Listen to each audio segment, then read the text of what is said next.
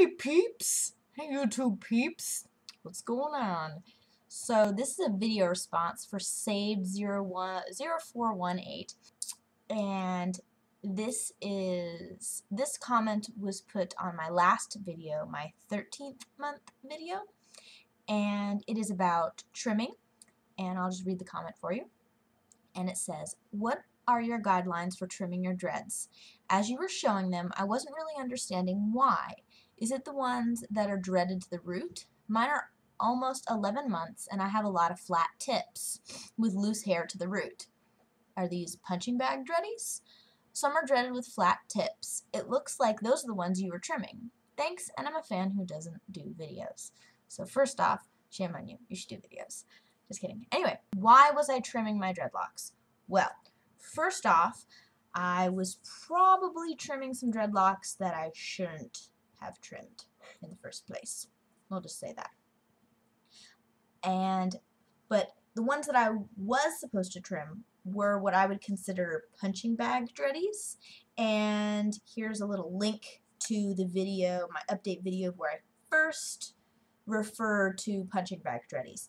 And yes, when I mean punching bag dreadies, I mean they look like little punching bags, and from the root to the end it was just loose hair, and at the end was just this little clump of knots just at the very end, and it wasn't doing anything. I waited months and nothing was happening.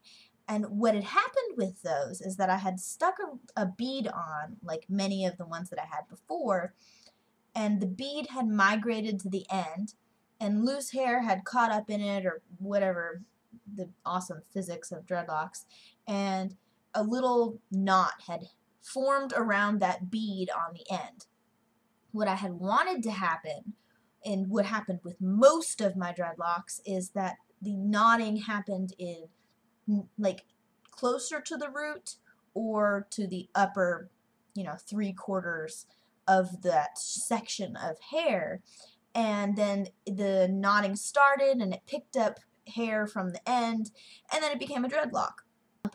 I couldn't get a bead on the end to get over that clump of hair because that little punching bag was in the way. So what I did was I cut the end, put another bead on, and basically started over.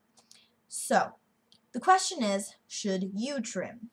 So let me ask you a couple of questions. One, why are you trimming?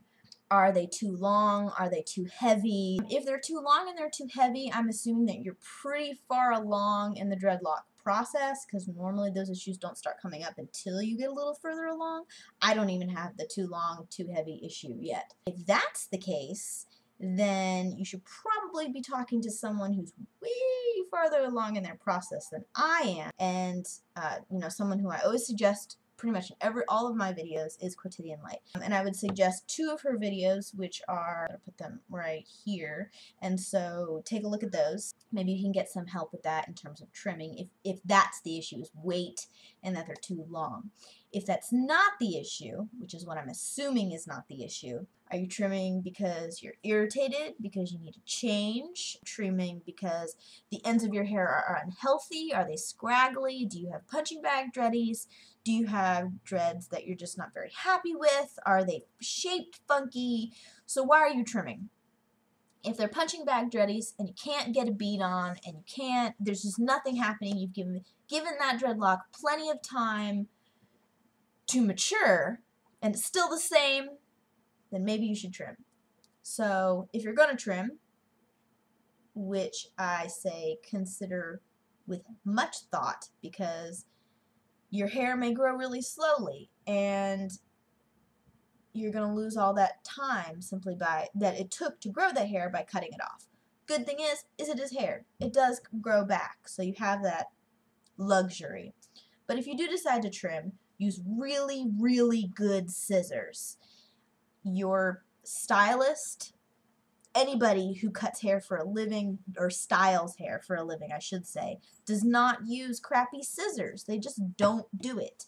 And there's a reason for it. What I suggest is use a very good pair of scissors that you have in your house, or go to firmly suggest is going to your salon beauty store like Sally Beauty, whatever, and buy yourself a pair of scissors that are only dedicated to your hair. Just because you have dreadlocks doesn't mean that you shouldn't take care of your hair. What I did was I used my really good pair of sewing scissors, and they're Gingers, and maybe not the best thing for my hair in the entire world, I'll admit it, but they were a lot better than just my standard, paper scissors that I got over here. So, if you are going to trim, take those precautions. Now, if you're hesitating on trimming, then what you can also do instead is you can palm roll. And I'm going from the most extreme to the least extreme when I am listing all of my options for you. And you can palm roll if you have odd-shaped dreadlocks, if you've got a weird bump somewhere, or something like that, you're not happy with it, you can palm roll. Word of caution, don't palm roll too often because you can inhibit the locking process. You think you're making it look great and it's awesome, but eventually the hair is going to want to scooch up on itself, become denser, and become a mature dreadlock. That's the way it goes. So, just be careful of how often you do palm roll. When you palm roll, I suggest that you palm roll while your hair is wet. Just seems to work better that way. Dreadlocks that you should not palm roll. If you've decided that you're not going to trim, you're going to lean in more towards palm rolling, you're going to give that a shot first, see if it works for you. Because in fact, you may have a punching bag dready and you may be able to smooth it down, thin enough to where you can get a bead on. The dreadlocks that you should not palm roll, absolutely should not palm roll until they are ready. The way you can tell if a dreadlock is not ready is, I'll give you a couple examples. I have several right back here that I'm not going to palm roll for the next couple of months. This one, I'm not going to palm roll these. This one right here has a great little squiggle.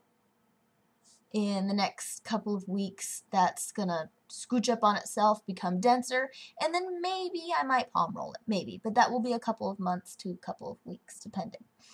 This one as well.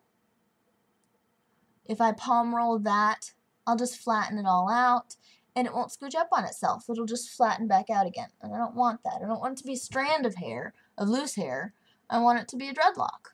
So, and if you can see, it has a bead right there. And what's going to eventually happen is that bead is going to either dread up into it or migrate to the end. Just the nature of having beads in your hair. And eventually I may get frustrated with it because it's a wood bead. I'll crush it and I'll pull it out. I'll pull the pieces out. Here's another example of ones that I will not palm roll and will not cut because I know that they're going to scooch up on themselves and do what they need to do. And so this one, it's going to be just a couple more weeks on this one before I palm roll it. But I'm starting to get this like funky bulbous end, but it will eventually be palm rolled. I do like my lumps and bumps. My lumps and bumps. Anyway, but to a certain degree. I put a little bit of control into them. Now this one I did trim. This is another word of caution if you do decide to trim. Is that if you do trim, occasionally you'll get a dreadlock that just gets that just gets loose on the end. It doesn't seal properly, I think is the proper term for it. And so now it likes to do that to me randomly, which is unfortunate. But it will grow and it will get mature and it will do as I say. Eventually. Anyways, so why I trimmed because I knew that I had given it the punching bag dreadies that I had chosen to trim. I gave them enough time to mature and do what they needed to do, and nothing was changing. So I cut off the end, put a new bead on, and I started over. And those were some of the ones that I had done that with. And now they're doing great. They're doing exactly what I want them to do. I also trimmed because I was just getting frustrated. I was just getting irritated. I needed a change. And as you can also see from my hair color, I needed to change with that as well. If you do decide to trim, and you've decided that this is the right choice for you, you're going to palm roll some, you're going to trim some, okay, that sounds like a pretty good plan. I suggest that the sections of hair that you trim off, you take your really good scissors and you cut down the center of the piece of dreadlock that you've cut off and open that puppy up, because you've cut it off anyway, you might as well see what's in there. And depending on what's in there will tell you if you should freak out or not. The only thing that should be in your dreadlock, and I'm assuming that you're trimming your hair when it's wet, and I'm assuming that you're palm rolling when your hair is wet. And the only thing that should be in your dreadlock when you've trimmed your hair is water, because your hair is wet, and hair. That's it. If you dye your hair, there shouldn't be any dye left over. There shouldn't be any dead skin in there. There shouldn't be any dirt. There shouldn't be dust. There shouldn't be dog hair. There shouldn't be whatever. The only thing that should be in there is hair and water, and that's it. So if there's anything else than that, then it's a whole different issue depending on what you find. But depending on what you find, you may have options on getting that stuff out of the core of your dreadlock. If you've used wax, then you may have wax in there still.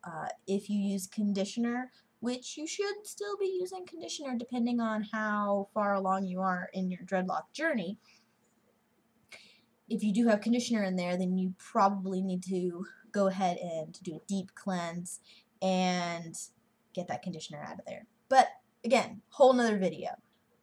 If you're not sure if you should palm roll or cut or do anything to it in the first place, because there are some dreadlocks that you should just leave alone. If you're not entirely sure of what you should do with a particular dreadlock and you want somebody else's opinion, then send me pictures. If you don't have a webcam and you can't take video, then send pictures. And if I don't know, then I know a ton of people on YouTube that I can ask and say, hey, will you please take a look at this and tell me what you think? Do you think they should do anything, or do you think if they should wait? So yeah, you have that option too. I'm here to help so that y'all don't make the mistakes that I made, and so you guys have an awesome dread journey. So anyway, have a super awesome day, and there's a kitty cat. Cricket. Cricket, look at the camera. Show them your pretty face. Yeah. Bye, guys.